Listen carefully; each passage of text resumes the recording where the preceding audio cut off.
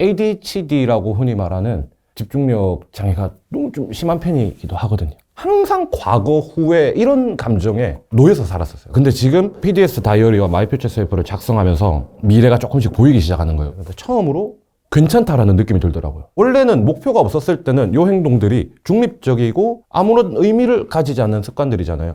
근데 목표를 정하는 미래의 나의 모습을 정하는 순간 이 행동들이 투자 행동과 부채 행동으로 나뉘고, 그래서 대표적인 부채 행동에 음주 흡연이 있었고 유해한 컨텐츠 소비하기가 있어. 이거 세 개를 끊으면 합격할 수 있을 것 같아. 미래의 내 모습이 그려지는 거예요. 네, 안녕하세요. 저는 90년생 서정록입니다. 제가 2016년 6월에 뇌수막염과 대상포진이 함께 와서 안면마비가 걸린 적이 있어요. 그래서 후유증으로 좀 인중과 입술이 오른쪽으로 살짝 돌아가는 경향이 있는데 시청하시는 분들 좀 양해 말씀 부탁드리고 시작하겠습니다. 고등학교 2학년 때 제가 본격적으로 대입 준비를 하기 시작을 했어요. 그래서 고등학교 2학년, 3학년 그리고 그 이후로 편입학을 준비했고 공무원 시험을 준비한 기간을 다 합쳐보니 10년이 되더라고요. 그래서 이제 2022년까지 수험 생활을 정리하고 9년 동안의 서울 생활도 정리하고 부산으로 고향으로 내려왔습니다. 그리고 2년 동안 좀 직장 생활을, 첫 사회 생활을 해보고 2025년, 올해죠. 올해와 내년을 합쳐서 마지막 제 인생의 불꽃을 태우면서 수험 기간을 준비하려고 하고 있습니다. 부산으로 내려와서 반년 조금 넘게 휴식기를 가지고 이제 취업을 해야겠다, 일을 해야겠다라고 했을 때 정말 또 운이 좋게도 영어학원에 취직하게 됐어요. 그래서 영어를 가르치는 이제 일을 시작을 했는데 정말 몰입을 해서 일을 하고 있었어요. 왜냐면은 늦은 나이에 얻게 된 첫 직장 생활이고 지금 누구보다도 뒤처져 있으니까 열심히 해야겠다. 주말에도 페이를 안 받고 출근을 해서 애들을 가르치고 저한테 주어진 것보다 훨씬 더 준비를 많이 해서 열심히 일을 했거든요. 근데 그게 제가 준비한 노력 대비로 애들이 안 따라주면 당연히 저는 좌절을 하죠. 스트레스를 받죠. 그러면 그때 제 몸속에 남아있는 DNA는 찾는 게 술이더라고요. 스트레스를 받으면 술을 먹고. 그러면 술 먹으면은 다음날 숙취로 또 누워있고 급급하게 출근하고. 절대 이제 다시는 술 안 먹어야지. 출근 전날엔 술 안 먹어야지. 근데 몸이 또 회복되면 반복되고 있는 거예요. 그래서 그때 다짐을 했어요.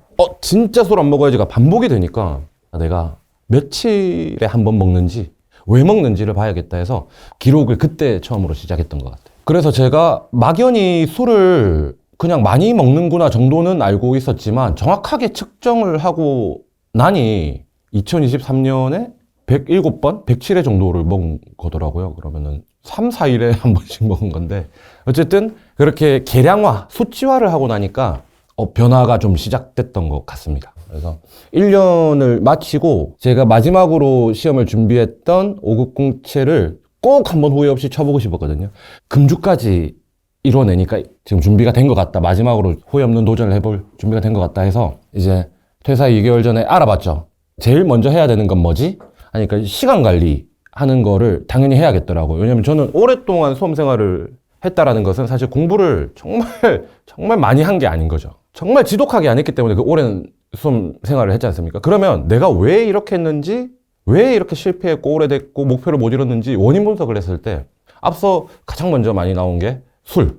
그 다음은 이제 또 시간 낭비하는 것들이 있었거든요. 저는 굉장히 불규칙한 사람이라서 규칙이 필요했어요. 그래서 때마침 또 알고리즘에 다이어리 시즌이 점점 다가오고 있어가지고 10월, 11월쯤이었으니까 웬만한 유명한 다이어리는 그때 제가 다 봤던 것 같아요. 그래서 그때 PDS 다이어리도 알게 됐고 플랜 두 칸이 나눠져 있는 게 정말 매력적이었어요. 이제 12월 달쯤에 PDS 다이어리 앞부분이 룩백이랑 룩포워드 칸을 채워야 되니까 연말에 크리스마스에 혼자서 카페에서 각을 잡고 룩백, 룩포워드를 완성하자 해서 좀 연말 분위기 느끼면서 완성을 했어요. 완성을 하고 집에 오는 그때쯤에 PDS 다이어리와 마이 퓨처 셀프 함께하는 사용법 그거를 이제 들으면서 나온 거예요. 제일 앞부분에 하루를 이렇게 관리를 하고 싶다 PDS 다이어리, 뭐 이렇게 주간 큰 단위로 하고 싶다 마이 퓨처 셀프, 이걸 같이 하고 싶다 함께라는 말이 떠올라서 이제 집에 가는 길에 오로다 홈페이지를 들어갔죠.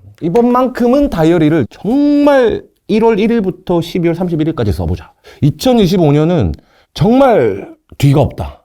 내 인생에서 지금 이 시기를 놓치면 정말 끝이다 라는 마음가짐으로 좀 비장하게 사실 구매를 했습니다. 12월에 퇴사를 하고 그 다음에 이제 시험이 100일 정도 남은 기간이거든요. 이번 3월 8일에 시험을 응시를 했죠. 사실 시험을 본 그날 이제 합부를 알 수가 있죠. 가채점을 하고 하면은 안 되겠구나. 근데 처음으로 원래 저는 My Future Self가 아니라 My Past Self였거든요. 항상 과거 후에 이런 감정에 놓여서 살았었어요. 처음으로 괜찮다라는 느낌이 들더라고요. 단 지금 내가 하고 있는 거, 계획한 거, 요거를 이루고 이어가면 되겠다라는 게 조금씩 보이더라고요. 어쨌든 그래서 사실 지금 놀랍게도 시험 합격 목표를 이루지 못했으면 사실 원래의 저였으면 술 마시고 있고 낙담되어 있고 또 이제 어때요? 다음 목표 시험은 1년 뒤지 않습니까? 저기 있는 걸로 생각을 해버려요. 미래의 일과 현재의 나를 연결을 못 시키면서 살았겠죠 아마. 저는 불규칙의 대명사거든요. 불규칙의 대명사인 이유는 자제력이 부족해서거든요. 사실 내 감정대로 움직이니까 참을성이 없는 거죠. 근데 지금 요 PDS 다이어리와 마이 퓨처 셀프를 작성하면서 미래가 조금씩 보이기 시작하는 거예요. 왜냐하면은 현재 내가 하는 행동들을 기록하고 패턴화해서 보니까 사실 그걸 작성하고 하는 순간에는 내가 지금 오늘 하루 잘 했나? 열심히 했나? 어제 오늘은 정말 내가 별로 한 것도 없는 것 같고 남는 것도 없는 것 같은데 기록이 돼 있으니까 내가 일주일을 나름 꽤 열심히 지냈잖아 라는 게 보이는 거예요. 그러니까 내가 참고 내가 품고 있는 이 씨앗에 물을 주고 키워나가면 싹이 트는구나를 깨달았던 것 같아요. 그 중에서 불규칙적인 게 규칙적으로 됐다. 하루 통제가 가능해졌다. 원래는 목표가 없었을 때는 이 행동들이 중립적이고 아무런 의미를 가지지 않는 습관들이잖아요.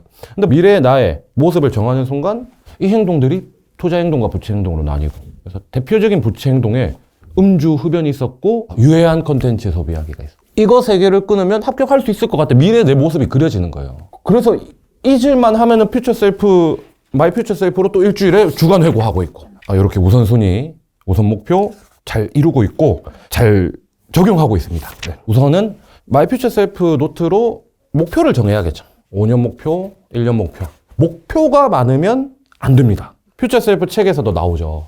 목표를 줄여야 돼요. 그래서 여기서도 목표를 줄이는 거에 중점을 두면 어떨까 하고, 그러면은 아까 말한 것처럼 1년 목표 정해져 있어. 그럼 1년 목표를 위해서 내가 분기별로는 뭘 해야 되지? 카테고리 쫙 나눠가지고 분기별로 적고, 분기별 목표가 이거야. 1분기에 1, 2, 3월 달에는 내가 달리기 이렇게 하기로 해서 몇 번 하기로 했고 목표 몸무게는 이거야. 들어야 되는 강의는 몇 개고 60강이야. 그러면 하루에 몇 개 들어야 되지? 이런 식으로 먼슬리, 위클리, 데일리로 끌어다 오면 되는 거지. 끌어다 와서 이제 먼슬리, 위클리는 PDS 다이어리 여기 목표를 적고, 자 시작을 해볼까? 위클리 목표 적고 시작하는 거예요. 시작하고 한 주 지나면 점검하고, 주간에 거기서 잘했니? 응. 그럼 잘한 거면 앞으로 더 잘하자. 못했니? 못한 거 있니? 응. 못한 거는 왜 못했니? 그냥 단순히 다음 주 열심히 하자는 절대 안 되더라고. 그렇게 살아왔는데 그렇게 사니까 절대 안 되더라고. 그래서 이렇게 반복적으로 하고 있고, 그 다음에 여기 목표를 끌어와서 하루 기록 패턴을 하면은 주간 목표 행동들이 퓨처 셀프, 마이 퓨처 셀프 노트에서 끌어다 와서 적고, 이거를 사실 너무 월화수목금에 배분하진 않아요. 중요한 게 뭐지? 부터 적는 편이에요. 우선순위 선별 능력을 기르려고 계속 우선순위 위주로 표시를 하면서 작성을 좀 했던 것 같습니다. 그리고 플랜 칸에 요 부분을 꼭 말씀드리고 싶었어요. 모든 PDS 다이어리를 사용하시는 분들 중에 잘 사용하시고 퓨처 셀프를 잘 이뤄내시는 분들의 특징이, 지금 오늘 하루가 끝났어요. 자기 전에 선 하나를 끊냐 안 끊냐가 다음날 퍼포먼스를 결정하더라고요. 그래서 오늘 끝나고 녹초가 됐어요. 빨리 자고 싶어. 내일 어차피 일어나는 시간에 일어나는 거 아니야? 아니에요. 6시 반에 선을 하나 그어 놓으면 여기 1번을 해놓습니다. 그리고 7시 반에 2번을 해놔요.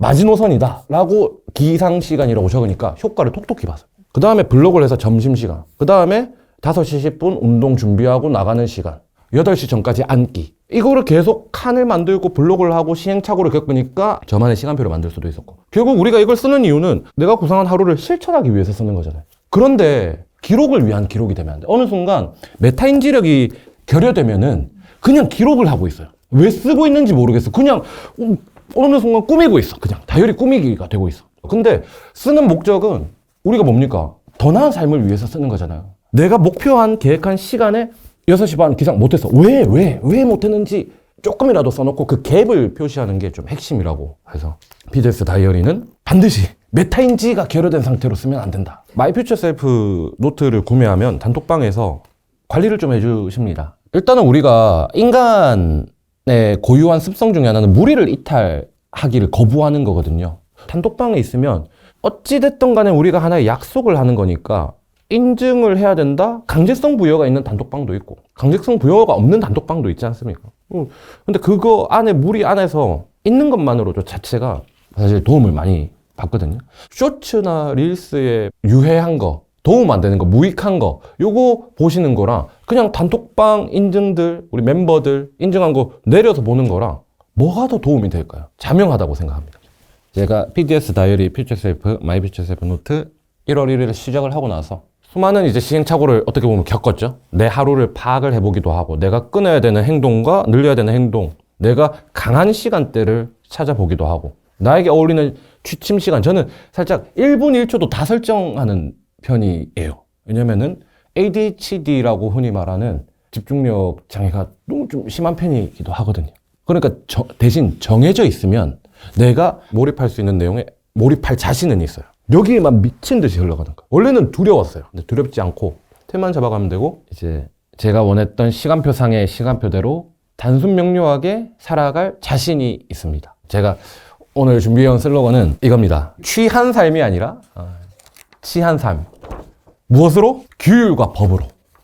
이 규율은 내가 만들어가는 이 마이 퓨처 셀프 노트, PDS 다이어리 이게 법전이에요. 나만의 법전입니다. 그래서 여기 나만의 지켜야 되는 규칙들이 다 들어가 있고 이 규칙들을 지킨다면 나 스스로를 통치할 수 있고 이 도구들 덕분에 퓨처 셀프를 이룰 수 있을 거라는 자신감이 듭니다.